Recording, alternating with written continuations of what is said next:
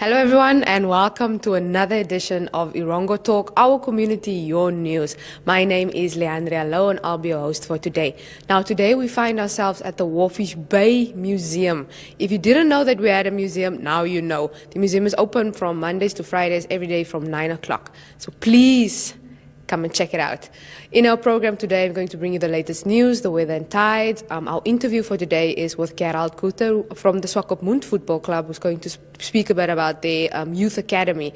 And then today we are celebrating World Mosquito Day. So don't go anywhere. We'll be right back after this.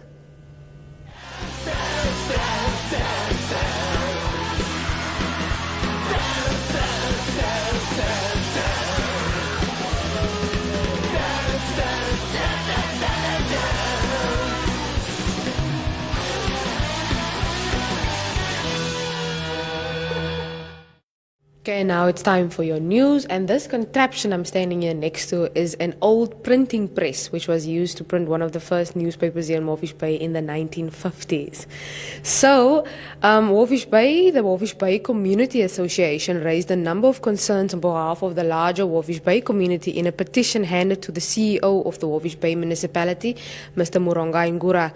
Now, the petition contained 6 issues that were raised during discussions with roughly 250 residents of the harbour town. A member of the Walvis Bay Community Association, Mr. Lawrence Nape, said. Now, the petition requested ownership of Erwin in Tutaleni be granted to the respective occupants. Now, I quote, he said, "The people of Tutaleni have been renting there for 20 years and are still renting. They have basically paid off the land already. We must remember that most of these residents are shop tellers, domestic workers and security guards. How can we expect them to give up so much of their money they earn for rent?" Nape questioned. Now, Tutaleni is not the only settlement on the agenda. According to the group, the relocation of the Otwea residents to Farm 37 is unrealistic.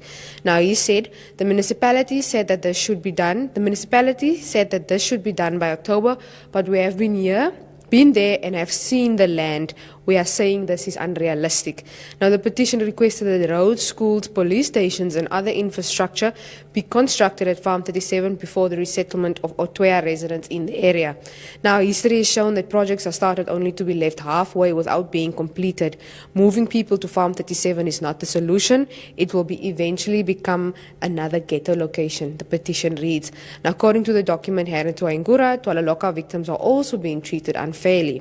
Now, the petition states that many Tualaloka residents relocated to Walvis Bay in search of greener pastures and are now being housed by the municipality, but Walvis Bay born residents are not getting the same treatment by the municipality. Now, Nape further said, why is preference given to these newcomers while we have our own housing backlog? This is not the first time shacks have burned down. Why did these previous fire victims not receive plots as well? We demand equality and fairness. Now, the group suggests an ultra-low-cost housing scheme to accommodate residents of Walvis Bay. But you can check out the story on our website at www.erongo.com.na for more of the issues they raised in the petition. Now, in some COVID-19 related news, now Namibia recorded 201 new COVID-19 cases, 2 deaths and 19 recoveries, all from the Khomas region. Now, this was announced by the Minister of Health and Social Services, Dr. Kalumbi Shangula, yesterday afternoon.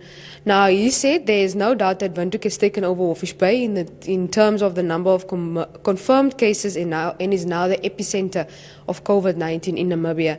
Now, he said that we recorded the highest number of cases in Windhoek, and we should redouble our efforts in observing preventative measures.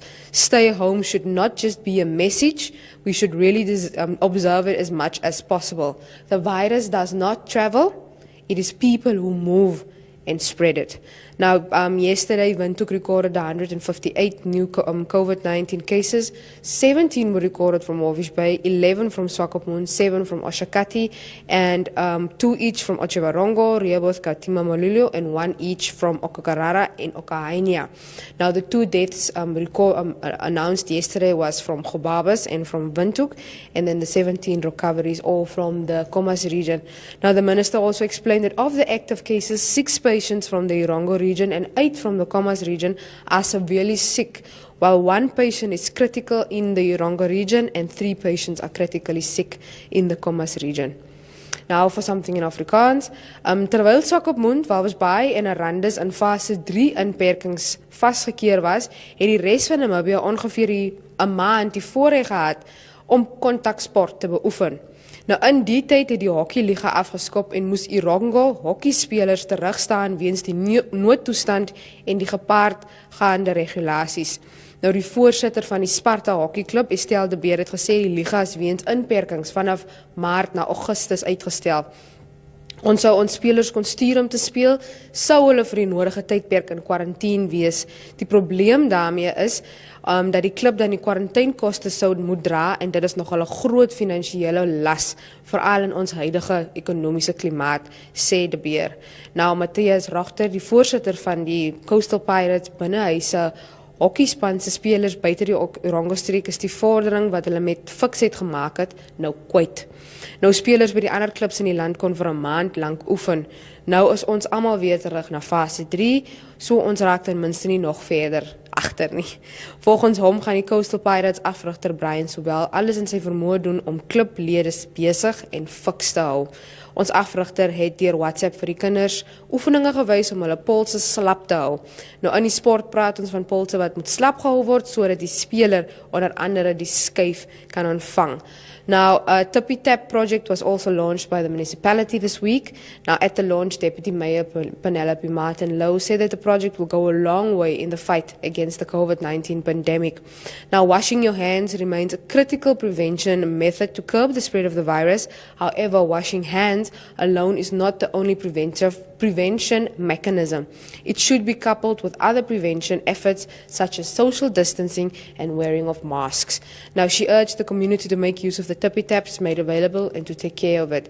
Now, she explained that over 2,000 of these tippy taps will be installed across Walvis Bay. Now, of the 2,000 tippy taps, 1,500 will be placed randomly in the community, while 500 tippy taps have been allocated to be placed at institutions such as schools and clinics. The municipality explained that the tippy taps is now the responsibility of the community, and they should adopt and take care of the tippy taps for it to sustain the community for many, many more years to come. So you can check out these stories and so much more on our website at www.erongo.com.na.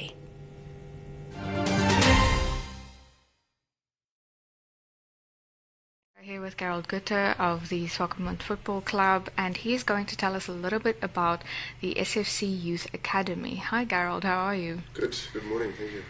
Okay, so Gerald, let's get right in. What is the SFC Youth Academy about? The main concept of the academy is to give every football player an opportunity to develop his or her skills to the best possible level. With our facilities and our coaches that we have, we try to implement our philosophy, and with that create an environment where a player can train to his best potential ability and have an exposure of what it really is to become or work to become a professional football player. Yes, and then where did the idea for the SFC Youth Academy come from? I mean, the idea has been in existence as long as Swakopmund Football Club exists, I think. There's always been a lot of youth players, and a football club always needs a new set of players coming through. So having youth players has always been part of the SFC. The academy concept just came in at a later stage, where again the development part plays a big role.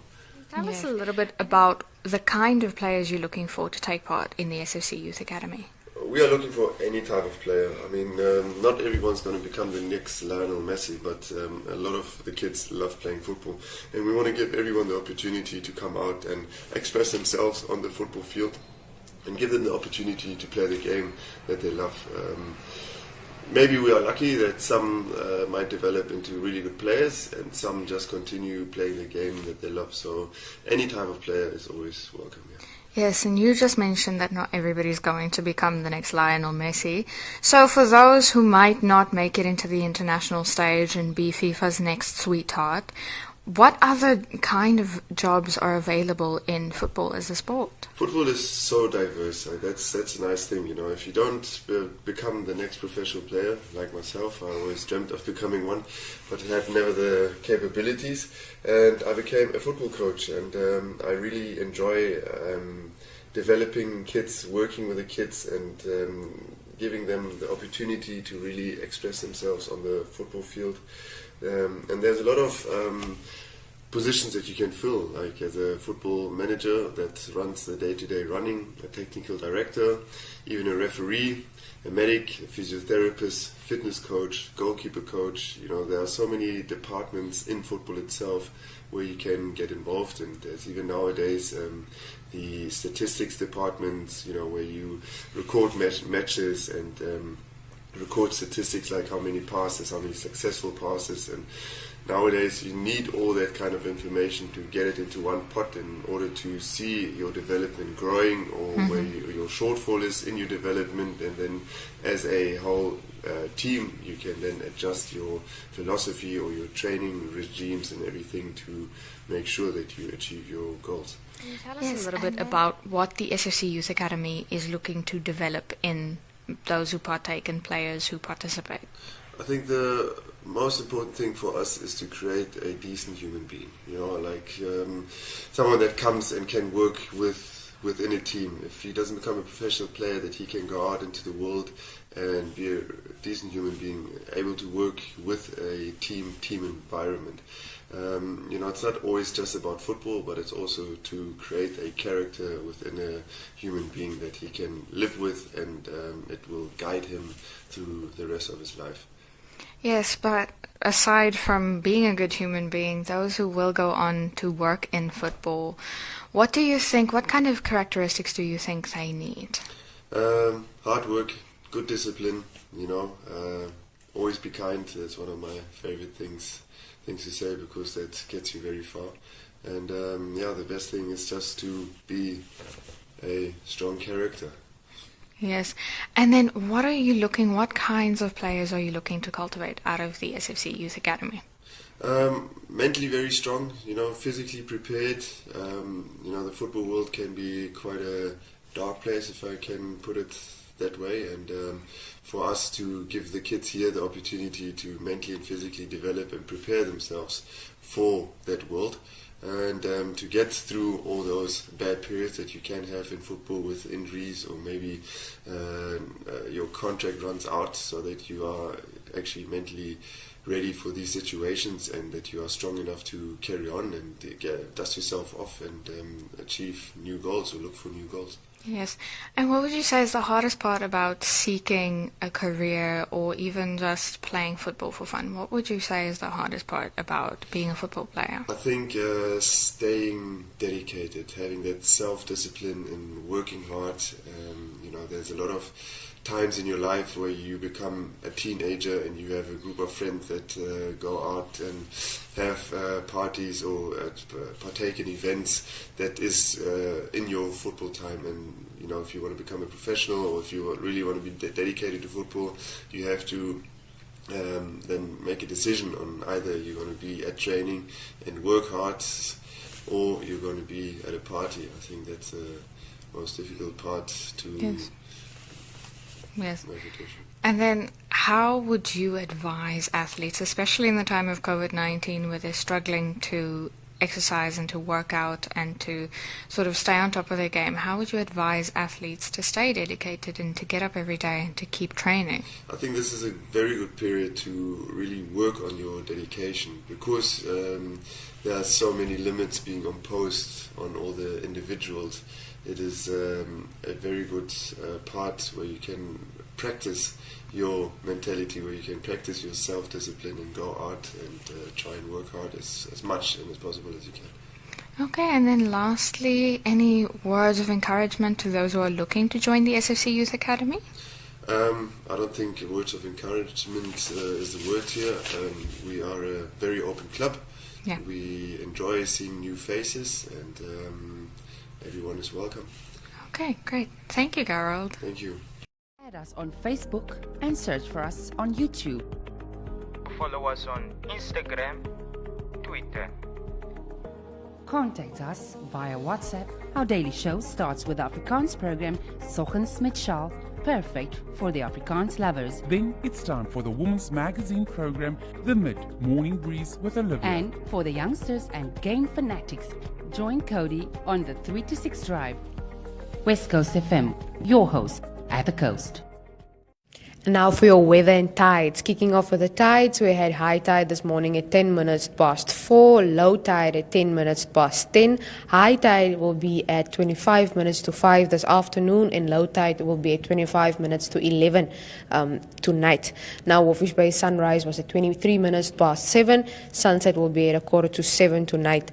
Now maximum temperature of 25 degrees Celsius is expected with a southeasterly wind, and a minimum of 14 degrees Celsius for tomorrow, and a maximum of 24 degrees Celsius for tomorrow as well in Walvis Bay. Now for Swakopmund, sunrise was also at 22 minutes past 7. Sunset will be at 6:45 tonight. Maximum temperature for today will be 23 degrees Celsius with a southeasterly wind, and a minimum of 14 degrees Celsius and a maximum of 22 degrees Celsius is expected for tomorrow in Swakopmund. For Henties Bay, sunrise was also at 23 minutes past 7. Sunset will be at 10 minutes to 7 this evening. A maximum temperature of 23 degrees Celsius with a southeasterly wind, a minimum of 14 degrees Celsius, and a maximum of 22 degrees Celsius is expected for tomorrow in Henties Bay. Now moving on to Arandis. Sunrise was this morning at 20 minutes past 7. Sunset will be 6:45 this evening, and they say that a heat wave is expected over this weekend. Now, a maximum temperature of 30 degrees Celsius is expected for today with a northerly wind, a minimum of 16 degrees Celsius and a maximum of 33 degrees Celsius for tomorrow in Arandis. For Usakos, sunrise was at 17 minutes past 7. Sunset will be 6:45 this evening. Maximum temperature for today is 28 degrees Celsius with an easterly wind. A minimum of 10 degrees Celsius and a maximum of 32 degrees Celsius is expected for tomorrow in Usakos. For Karibub, sunrise was this morning at 16 minutes past 7. Sunset will be at 6:45 this evening. Maximum temperature of 28 degrees Celsius with an east-northeasterly wind. For tomorrow, a minimum of 9 degrees Celsius and a maximum of 30 degrees Celsius. Now for Omaruru, sunrise was also this morning at 6:45. Sunset past 7. Sunset will be 6:47 this evening.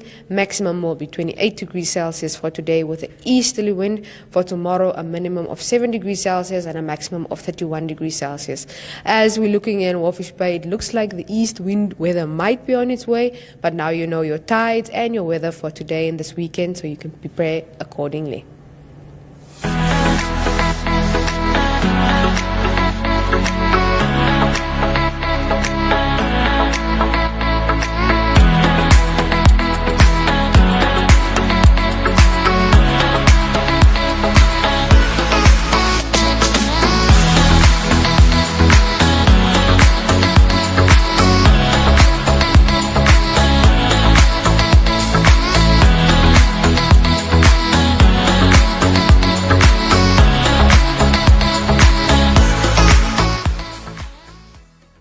Unfortunately, that is the end of today's episode of Erongo Talk, but you can still check out all our stories on our website at www.erongo.com.na. That's www.erongo.com.na. Or get into contact with us for advertisement opportunities. Send us your videos, send us your news tips at 0811 7040. That's 0811 7040. You can also follow us on Facebook, on Twitter, and on Instagram. You can even go check us out on YouTube if you've missed any of the previous episodes of Erongo Talk. Now, for our show today, we showed you only some parts of the museum here in Walvis Bay, so please do make sure that you come check it out.